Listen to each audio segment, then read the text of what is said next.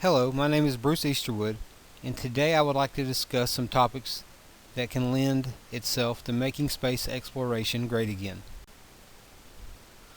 So why is space exploration important? Much like in the 1960s, space exploration can create unity and patriotism inside of a country that might be split over other social and economical issues. It also displays humanity's need to explore and know the unknown. We're in a new frontier where we can reach beyond places like the Appalachian Mountains. We can reach into our galaxy and visit new planets and learn new things about our existence and where we fit in the great scheme of things.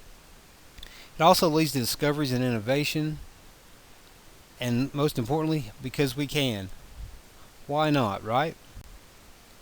So education and public opinion have a huge impact on space exploration and how it's viewed, its importance, and the backing it receives from the federal government or from subcommittees who agree upon budgets.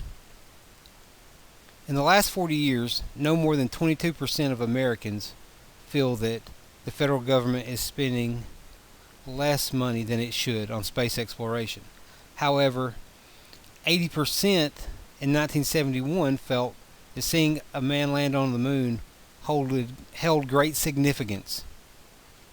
In 2010, the Pew Research Center also did a survey and found that over 75% of Americans feel that we will land on Mars by 2050. So you're in a weird situation here where people don't want to spend the money, but they love to see the outcome.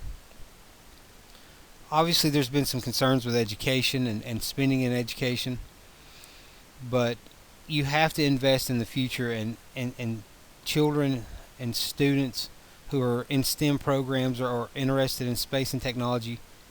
You need to facilitate their growth. So how great can happen?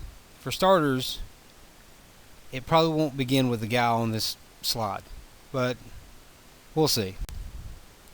The first approach would be to take a top-down approach with our federal government, from the president all the way to state legislators.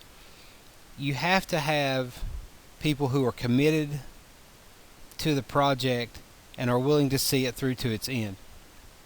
Generally, space exploration is a bipartisan subject that both parties can agree on, that's important. But when it comes time to cut the budget, a lot of times the spending for that project is kind of, they take away from space exploration to channel that money towards another serious issue.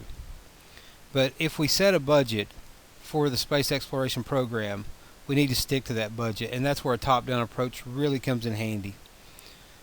They've recently, in the last couple days, approved a $19.3 billion budget for the space program, with a large portion of it going to the space launch system. So that's a step in the right direction. Also, we need to have a face with the effort.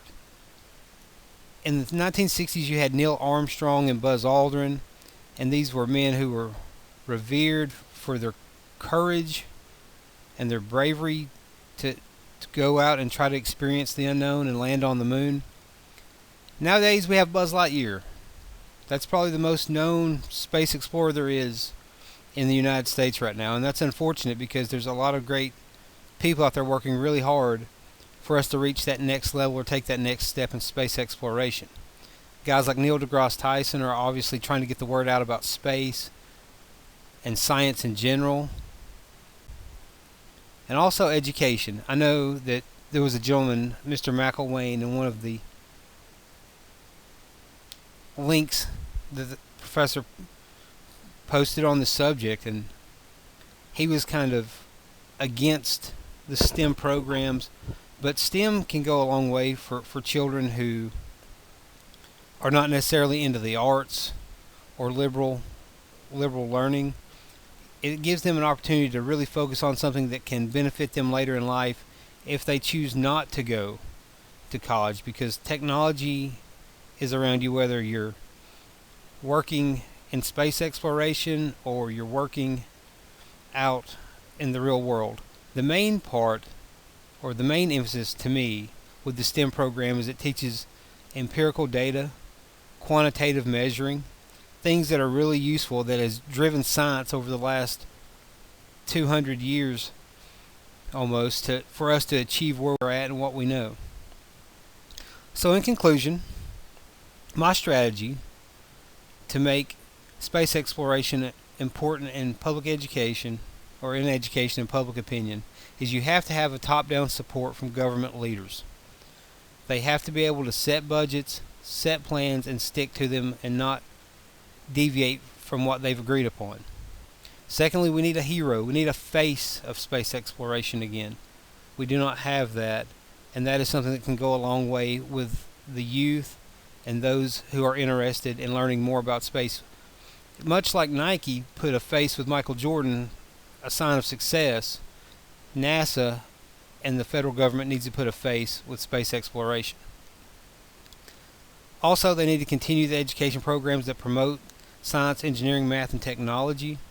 Like I said, these programs will teach more than just about our galaxy. It will teach young people how to use empirical data to make decisions rather than a gut feeling that may not necessarily be the greatest choice in life. Outside of space exploration, it's going to teach them a lot of skills that they need and a way to think critically that can be very advantageous to them and their success as human beings. But ultimately, all this hinges upon results. We have to see results from NASA and the space exploration program. So this is where the give and take occurs. For public opinion and education to have an impact on space exploration has to have an impact on itself by showing results.